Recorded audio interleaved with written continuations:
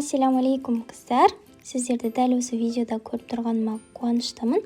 Бүгін сіздермен тәбет ашатын, кез келген тамақпен жеуге жарамды салаттардың қатарындағы сәбіз салатын, яғни морковка салатын дайындайтын боламыз. Ол үшін ең алдымен 700 граммдай сәбізімізді қабығынан тазартып, арнайы осы салатты дайындауға арналған өткішімізден өткізіп алатын боламыз. Менің өткішім кішкене жіңішкелеу етіп өткізді. Сіздерде ірілеуі болса, содан өткізгендеріңіз дұрыс. Дәл осылай сәбізімізді өткішімізден өткізіп, үстінен 1 шай қасық тола тұзымызды салып, жақсылап араластырып аламыз. Бетін жауып 15-20 минутқа қалдырып қоямыз.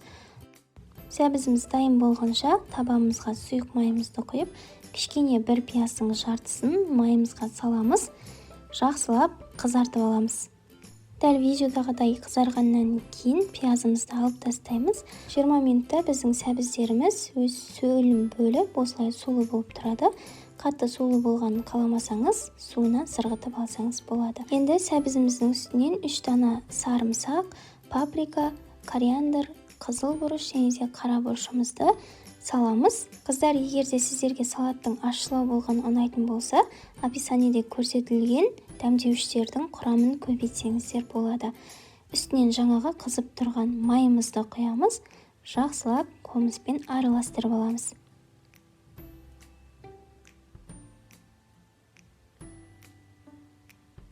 Үстінен 6% немесе 9% алма сірке суынан 1 шай қасық шамасында құйып, тағы да араластырып алатын боламыз.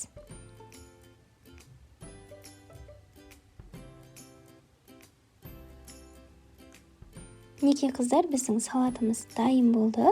Дәл дүкендегідей болмаса да, өте сулы әрі дәмді болып шықты.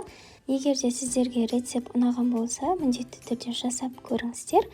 Дайын болған салатымызды дәл осылай әдемелеп, тарелкемізге орналастырып, үстін өз қалауларыңыз бойынша әсемдеп, дастарханға ұсына берсеңіздер болады.